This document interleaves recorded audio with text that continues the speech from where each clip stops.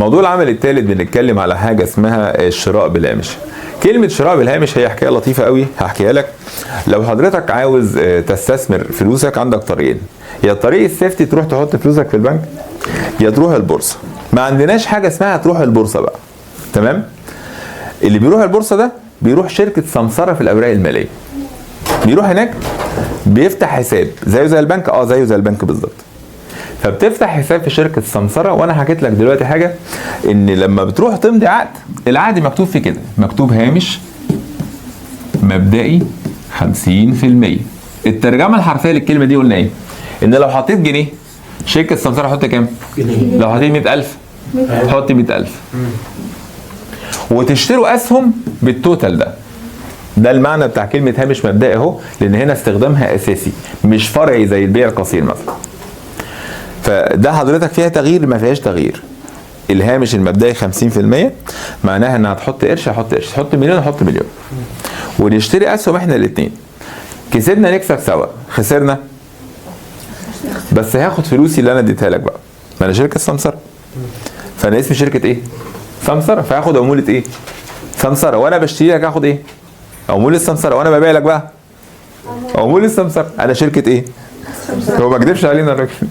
تمام؟ وبالتالي انا لما حضرتك بتقول لي النهارده اشتري، بشتري لك اللي انت عايزه. يا باشا اشتري لي سهم فودافون هناك، فبجيب لك اللي انت عاوزه. طب خلاص انا هبيع لك بقى، هبيع لك في الاولى هاخد ايه؟ سمسره، وفي الثانيه هاخد ايه؟ طب احنا كسبنا. الفلوس اللي طلعت دي من المكسب هل بتاعتك كلها؟ لا. هل بتاعتك انت لما فتحت حساب عندي؟ لا. في كل التمارين بنطرح 3 حاجات. اولا قيمه القرض اللي هو قرض شركه السمسره. جميل. هو ده اسمه ايه يا فندم؟ قرض. هل لله؟ لا. لا، يبقى اكيد في فايده، صح كده؟ فايده القرض. طب ركز لي بقى في حته الفايده دي ونبي، عشان هو ماني ولا عبيط قوي، من اسهل التمارين اللي هتجي لك ان شاء الله. لو النهارده انا اشتريت السهم 1 امبارح، والسهم فضل معايا اسبوعين وبعته، وقلت لك الفايده بتاعه القرض، الفلوس اللي انت خدتها، خلينا نضرب مثال رقم يا عبيط، انا معاك 100,000، فشركه السمسره حطت كام؟ فاشترينا اسهم بكام؟ جميل جدا. سعر السهم بقى اصلا 100 جنيه، هيدولك في المعطيات. خليها على جنب دي.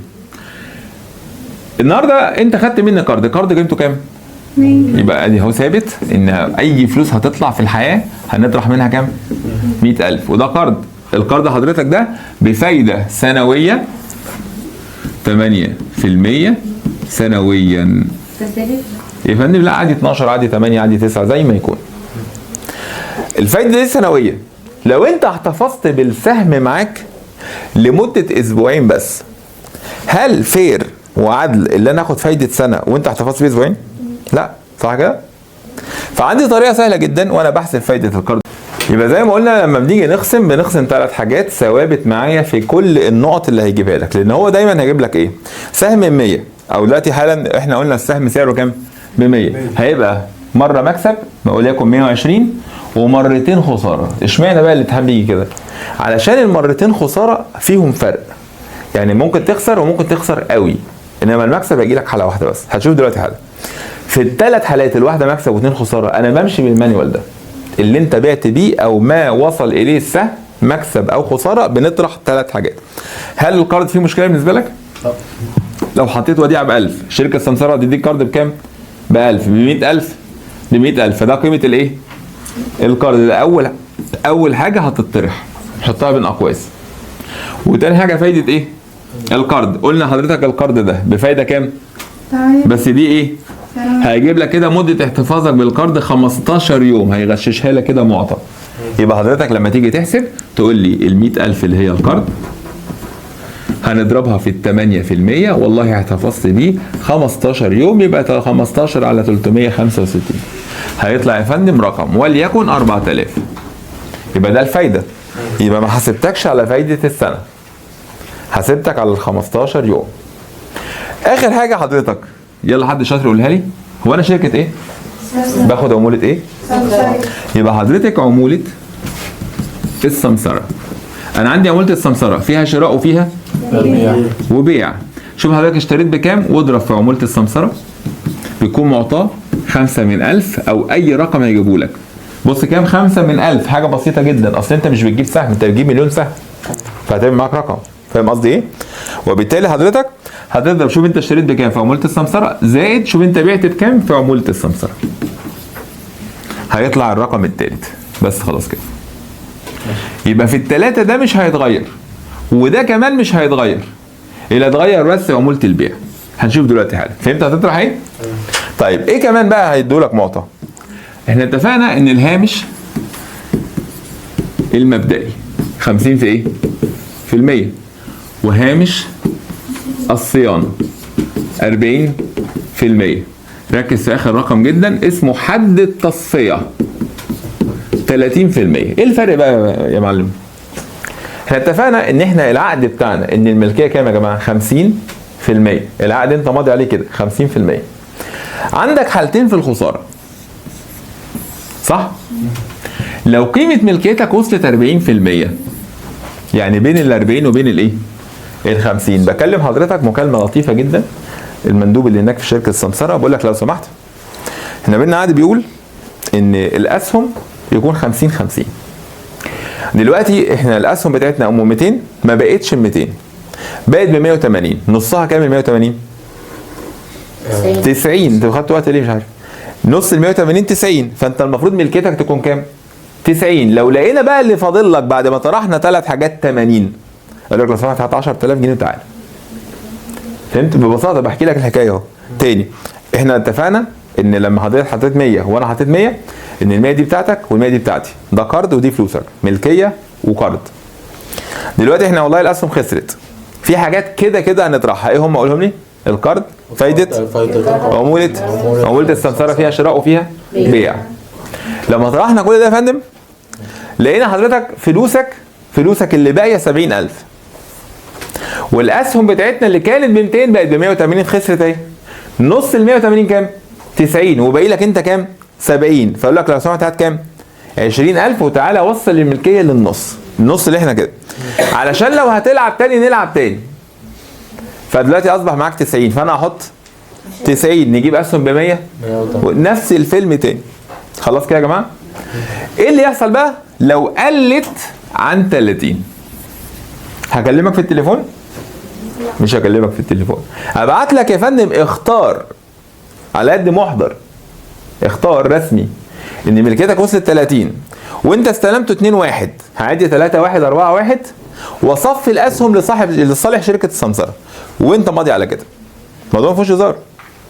يعني هاخد الفلوس كلها. ملكيتك كانت نص بقت 30، مش هكلمك، هخترك بعد يومين عمل. وما تنساهاش يومين ايه؟ يعني الخميس اخرك امتى؟ التلات الصبح صفي، حد واثنين. لو الحد اخرك التلات برضه يومين عمل، واضحه جدا زي الشمس اهي. يومين ايه؟ عمل. بعدها يا فندم يتم تصفيه الاسهم لصالح شركه السمسره. يعني من الاخر شركه السمسره تاخد فلوسها تمام التمام، والباقي هيسيبوا لك مع عم ادريس تاخده من عند البوابه. خلاص انت ماضي على كده، انت ماضي على كده. فهمت الفرق بين الخسارتين؟ عشان كده كل التمارين يجيب لك قد ايه مكسب؟ حاله، وكام حاله خساره؟ خسر وخسر قوي. فهمت حاجه؟ اصلا لما يبعت له اختار ده يبقى فيه ايه؟ اختار ان تعالى زود الملكيه بتاعتك ل 50% زي العقد اللي انت ماضي عليه يا صاحبي، عشان هنزاولك شمال. هي انا كده جبت لك النهايه. خلاص يا ابو الصحاب كده؟ فهمت البوينت؟ بصراحه مش قوي. يا ساتر يا رب. يعني انا من الاخر انا فهمت هامش احنا عندنا حضرتك حلين، انت خسرت في الاثنين، بس خسارتك هنا بين الكام والكام؟ هو ايه ال 50% معلش؟ ملكيتك قلت لكام؟ 40. يبقى ده امر سهل هنحلها بمكالمه تليفون. هات 7000 وانت جايب ظرف وسيبهم لي واحنا كده حبايب. تطلع الطلعه الجديده نطلع يلا. هتحط كام؟ هتحط كذا قد. هنا بقى انت ملكيتك قلت عن كام؟ اسمه حد ايه؟ التصفيه. هنصفي اسهم حضرتك لصالح شركه السمسره، تاخد كل مستحقاتها والباقي نسيبه لك مع البوابه بس. ماشي.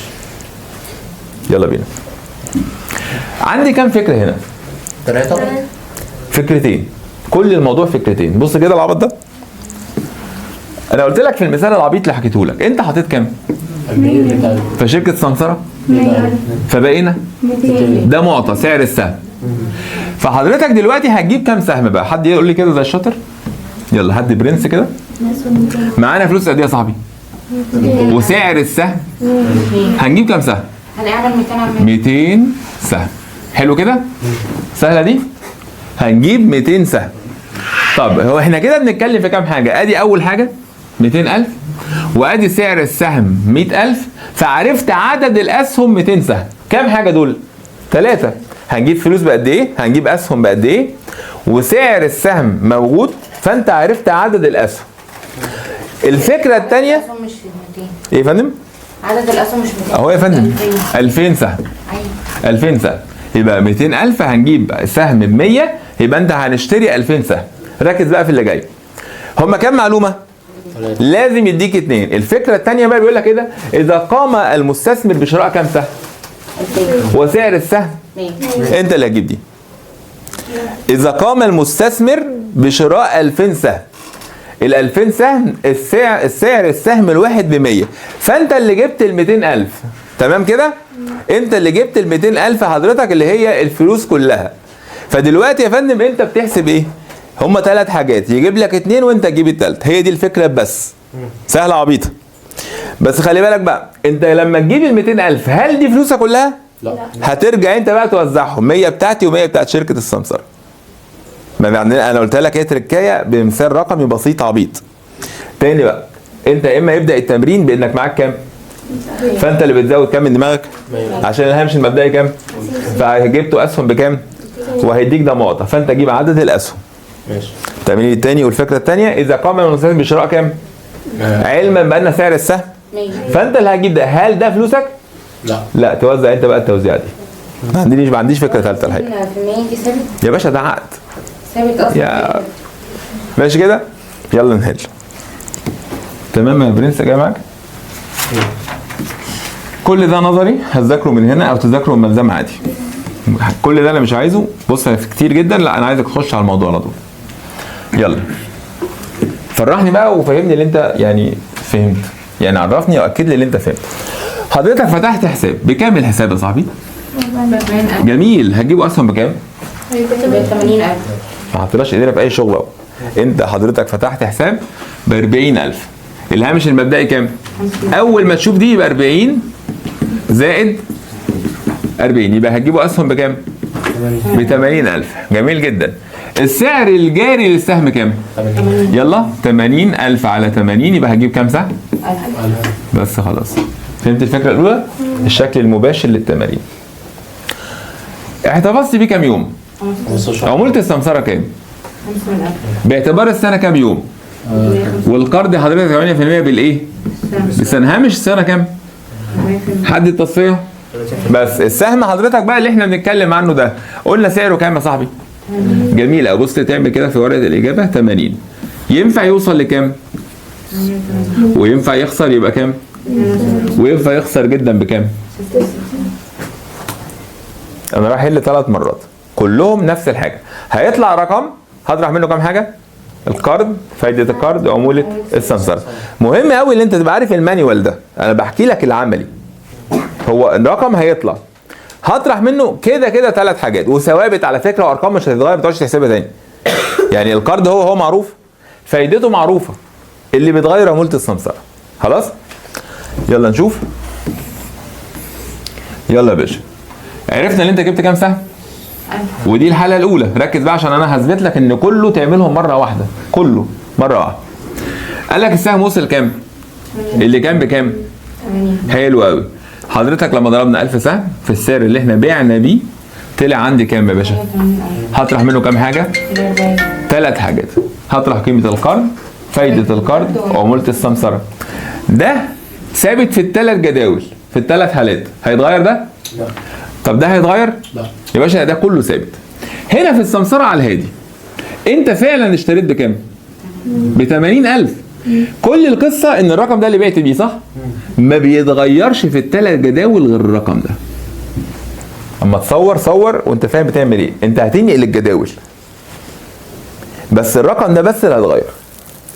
فشيء طبيعي ان ده بس اللي هيتغير. فال3 هنطرحهم اهو. بص بقى، ركز كده في الارقام دي. بص كده الجدول اللي بعده. يلا يا باشا، السعر وصل كام؟ 72. يبقى كله كام سهم؟ 72,000. حلو. هل ده اتغير؟ هل ده اتغير؟ انت كل اللي اتغير فين؟ ده ما اتغيرش اهو. سهل جدا. انت لو حليت تمرين واحد خلاص ضمنته. يبقى ده بس اللي اتغير. خلاص كده؟ يلا اللي بعده. سعر السهم بقى 66 وخسر جدا، فمعاك كام؟ هنطرح كام حاجه؟ هل ده اتغير؟ لا. طب هل ده اتغير؟ لا. ده لما اتحط هنا غير لي ده بس. ايه رايك في التمرين ده؟ حلو. بنطرح الثلاث حاجات كل مره. ال 88,000 طرحنا الثلاثه دول، اتبقى لك كام يا صاحبي؟ 47,000. ركز كده، انت داخل الفيلم كله معاك كام؟ 40,000. كسبان ولا خسران؟ كسبان. طرحنا من كل ده بقى معاك كام؟ وانت داخل بكام؟ خسران كام؟ 8 وكسور. جميل جدا. الحالة الثالثة كذلك. داخل ب 40 معاك كام؟ خسران قوي ولا مش خسران قوي؟ خسران. بس وانا فهمتك ايه الفرق بين الخسارتين. تعالى حضرتك بقى اللي تحت الجداول هو الام سي كيو بالظبط. يعني هي اللي بنعمله. هنركز جدا في حالة وبننقل الباقي هو. اولا انت معاك كام دلوقتي؟ وداخل معاك كام؟ يبقى كسبان. هل ده صعب عليك؟ انا بقى مش عايزك تحفظ قوانين. شفت الصفحه الطويله اللي في الاول دي؟ مش عايزك تحفظها حقيقي. انا عايزك تحفظ المانيوال من هنا. لما يقول لك العائد بتاعك كام؟ يا باشا انا داخل ب 40 وبقى معايا 47، العائد الفرق. لان حفظ القوانين مش هيفيدك لانه ام سي كيو خلاص. فهمت قصدي ايه؟ فهمت قصدي ايه؟ فهنا حضرتك عايزين بقى نعرف مكسبك ده بس بالنسبه. لما اقول لك النهارده انت داخل مشروع ب 100,000 وبقى معاك 120,000، مكسبك كام في المية؟ 20. عرفتيها ازاي؟ قسمت ال 20 على ال 100. الفلوس اللي اتبقت على راس مالك اللي انت داخل بيه. يا باشا انت طلع لك كام؟ 7,000. قسمتها على اللي انت داخل بيه. فهمتي؟ يبقى نسبة العائد 17%. الموضوع كسبك 17% من فلوسك. ال 40,000 زادوا 7,000. يبقى 7,000 على 40,000. سهلة دي؟ لما يطلب من حضرتك في الامتحان هامش الجديد، الهامش بتاع الملكيه الجديد، هو دلوقتي حضرتك انا معايا 40 ولا 47؟ طب ال 40 كانت تمثل 50%، صح كده؟ يبقى ده تمثل اكيد اكتر من 50%. انا بعرفها ازاي يا فندم؟ قاسم حضرتك المبلغ اللي معايا كله من الاخر. ركز كده في اللقطه دي. في كل الجداول لما يقول لك الهامش الجديد اقسم اخر رقم على اول رقم. اقسم اخر رقم على اول رقم. كله يا باشا، كله. اخر رقم على اول رقم. فهمت قصدي؟ اول ما يقول لك الهامش الجديد، هامش الربح او الخساره، تقسم اخر رقم على اول رقم يا فندم. يعني حتى ده عبيط اهو يا معلم. قسمنا حضرتك اخر رقم على اول رقم، ده على ده، ده على ده، طلع والله اكتر من كام؟ من 50%. عندك حلين. انت مش معاك دلوقتي 47؟ ها يا باشا، هتطلع على 40 على قديمه ولا ب 47؟ وانا احط كمان كام؟ 47 ونطلع طلعه جديده. فهمت حاجه؟ يا اما تقول لي لا على قديمه والمكسب ده شيله لي على جنب. عندك حلين اهو، بحكي لك النظر يا. فهمت يا معلم كده؟ يبقى ده حضرتك كده لما يقول لك الهامش الجديد مقداره ايه؟ ينفع حضرتك تزود الاقتراض. هنا بيحكي لك بقى ان الفلوس الزياده دي ينفع حضرتك تزود بيها بدل حضرتك ايه؟ ينفع نفضل 40% وينفع نزود ل 47%. كل اللي انت عملته هنا واخر رقم على اول رقم هتعمله في الحاله الثانيه وفي الحاله الثالثه. بس ركز كده في الكلمات الصغيره اللي احنا بنكتبها.